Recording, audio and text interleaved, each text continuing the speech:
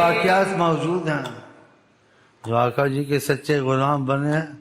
بادشاہ ننگے پیر ننگے سر ان کے سامنے بیٹھے ہیں. ہاں جی، ایک غلام محمد تھے رضی اللہ عنہ. کوئی بادشاہ اپنے ملک کی زوال پہ ڈرتا تھا، تو اس نے حاضری دی حضرت کے سامنے. کہا میں مشکل میں ہوں، کیا کیا ہے؟ کہا ملک بھی خطرے میں ہے، مجھے زوال کا خطرہ ہے. اس کا بات کا مقصد یہ تھا. کہا تو تم سوالی بن کے تو آئے نہیں ہو، یہاں بادشاہ بن کے آئے ہو. یہ تاج اور یہ جبہ اور یہ کبہ یہ جو پہنا ہوا ہے تو سوالی کی طرح ہے. تم سوالی کی طرح تو آئے نہیں ہو اور کرتے سوال ہو. تم تو بادشاہ بن کے آئے ہو. بادشاہ واپس چلا گیا، ننگے سر ننگے پیر آ کے بیٹھ گئے. پھر آپ نے اس کو دعا دی یا کچھ دیا، اور دعا بھی دی کہ اب جاؤ، یا تو ملک محفوظ ہو گیا. ہاں، کہ اللہ کی محبت میں مٹے ہوتے ہیں نا، آقا سے وفا ہوتی ہے. خدا بندے سے خود پوچھے بتا تیری رضا.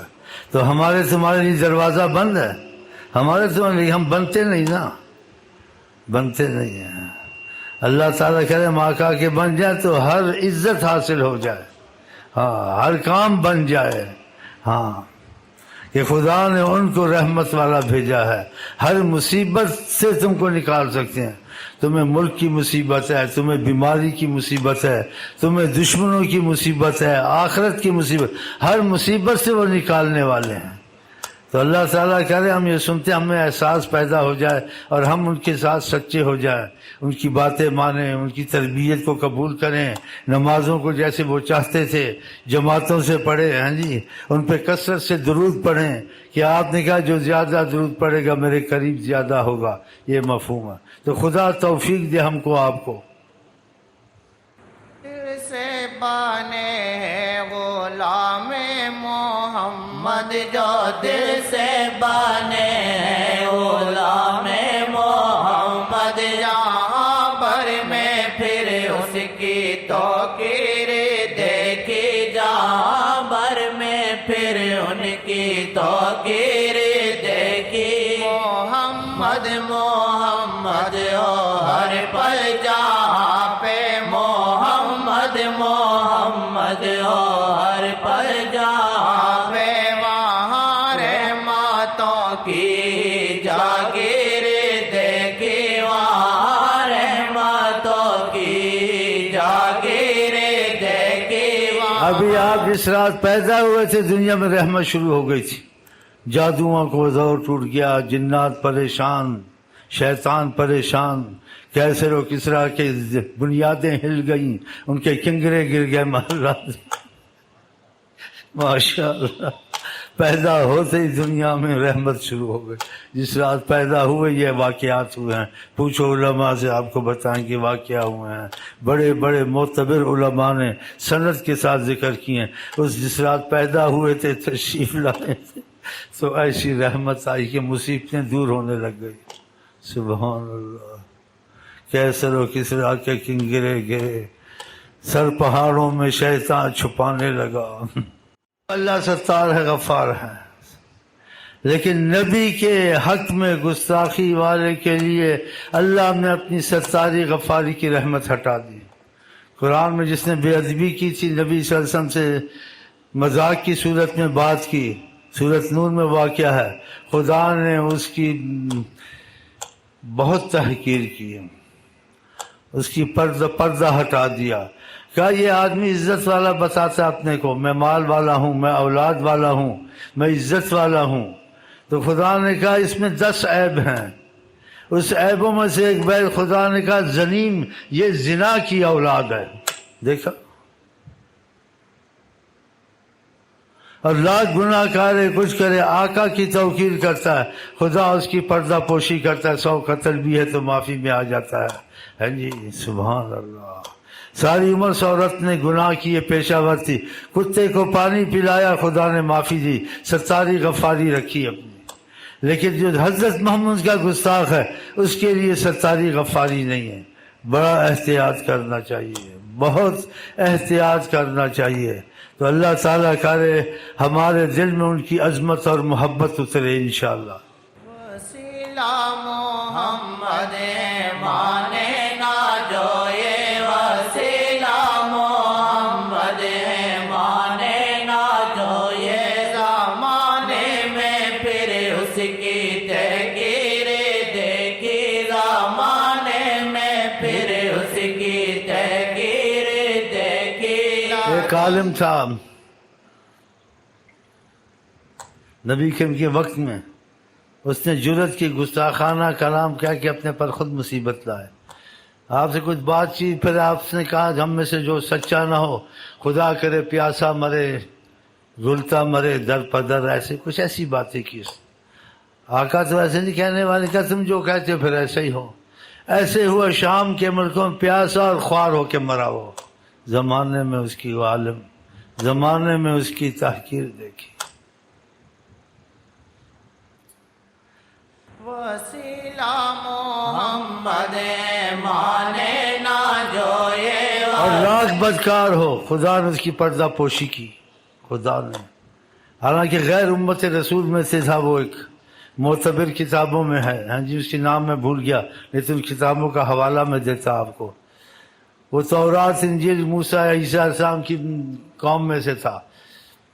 اس قدر بدکار تھا وہ کہ خود بنی اسرائیل کے عالم اس کی نماز جنازہ نہیں پڑھاتے تھے. نہیں پڑھائی انہوں نے، کوڑے کرکٹ پہ پھینک دیا اس کو، کوڑے پہ. اللہ تعالیٰ نے وحی کی موسیٰ علیہ السلام کو، اس کی نماز جنازہ پڑھاؤ. کہا کہ علماء نہیں پڑھاتے، میں تو نبی ہوں، اس کا اتنا مسئلہ ہے. کہا اس کا مسئلہ بدل گیا ہے. اس نے ایک دن تورات کھولی تھی، اس میں نبی کریم کا نام دیکھا تھا اور محبت سے چوما تھا، میں نے اس کو بخش دیا ہے. دیکھا، اور اس کو اتنی حوروں کا نکاح دیا. ایک نبی وقت کو ایسے آدمی کی جس کی عام علماء نماز نہیں پڑھاتے تھے، ایک نبی وقت نے اس کی نماز پڑھائی. صرف کیا احترام محمد کیا. اللہ تعالیٰ ان کا احترام بے حد ہمارے دل میں دے انشاءاللہ. نبی کریم نے فرمایا کثرت الصلاۃ علیہ، بہت ہی درود پڑھنا میرے پر، تم فی الہموم والغموم، ہر پریشانی ہر غم کو دور کرتا ہے.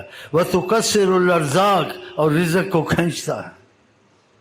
یعنی عبادت نہ بھی کرے، آقا کا نام ہی لیتا رہنا، رحمت آتی جاتی ہے.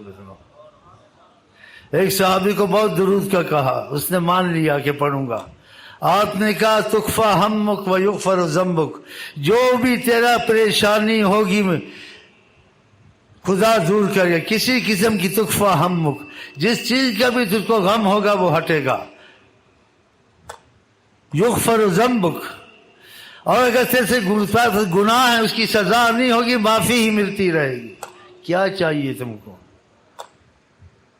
اگر آپ کی زبان پہ چل جائے. میں چھوٹا درود بتاتا ہوں، ہم اپنے مشائخ کی بڑا درود اس کاروبار والے مثلا جو کوئی تعلیم والے نہیں پڑھ سکتے، ان کو بہت سے یہ معاملے ہوتے ہیں، ان کو بڑے درود کو توجہ چاہیے. صلی اللہ علیہ وسلم ایک دم چلتا ہے. یہ بھی آقا نے اجازت دی ہے. جو چیز آقا اجازت دیتے ہیں اس کو ناقص درود نہیں سمجھنا چاہیے. تو ہمارے مشائخ جب یہ کہا، کسی نے پوچھا ان سے کہ آقا جی نے ایسے کہا، خاموش ہو گئے، یہ باتیں نہیں بتاتے. اور سمجھ گیا آقا نہیں بتایا. آقا نہ بتاتے تو یہ درود چلتا ہی نہ. تو آپ کو جب دیکھو وضو ہے تو اچھا ہے، نہیں ہے تو اجازت ہے، اس میں رحمت کرتا خدا. آپ اخبار پڑھیں یا آپ کالج میں ہوں یا آپ کچھ بھی کریں، صلی اللہ علیہ وسلم دل میں چلتا رہے. صلی اللہ علیہ وسلم، صلی اللہ علیہ وسلم. اس کو مکمل درود سمجھے. آقا جی کی زبان سے کوئی کلمات جو نکل جائیں اس کو ناقص یا اس میں نقص نہ دیکھیں. کہ ہر آدمی کو اتنی صلاحیت نہیں ہوتی ہے، اس بات کو نہیں سمجھ سکتا. نہیں جی آل ہی آیا ہے، اس میں اصحاب نہیں ہے، اصحاب ہی نہیں ہے، آل ہی نہیں ہے، یہ فقط صلی اللہ علیہ وسلم. علماء ایسے کہتے ہیں. آپ کا ٹھیک ہے نہیں ہے. اگر یہ آقا جی کی طرف سے تو اس میں سب کچھ ہے، ان کی زبان سے نکلا سب کچھ ہے. تو میں آپ کو اتنا نہیں کہہ سکتا ہوں، لیکن جس یقین تک میں پہنچا ہوں وہ جھوٹی قسم نہیں ہوگی انشاءاللہ. میں اللہ کی قسم کھا کے کہتا ہوں یہ آقا جی کی زبان سے ہے. بس میں جھوٹی قسم کھا کے اپنے کو ہلاک کرنا آقا پر. اس کو خوب پڑھیں، خوب صلی اللہ علیہ وسلم، صلی اللہ علیہ وسلم. بس اس میں عالی اصحابی سب آ گیا، کچھ سوچنا، جب انہوں نے کہہ دیا سوچنا ہی نہیں، تو اس کی ہم نے تحقیق کر لی ہے۔ اس تحقیق کا اتنا یقین کیا ہے کہ میں جھوٹی قسم کھا سکتا ہوں، پھر آقا کے متعلق اپنا ایمان ضائع کروں۔ ہاں صلی اللہ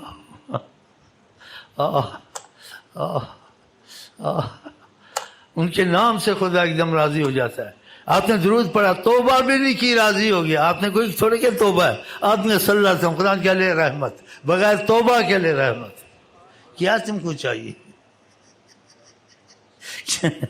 سبحان اللہ، اللہ اتنا جہاں آقا کا نام آ جائے رحمت لٹائے رحمان عالم، سبحان اللہ۔ تو پڑھتے رہا کریں، سکھائیں، وسوسوں میں نہ پڑیں۔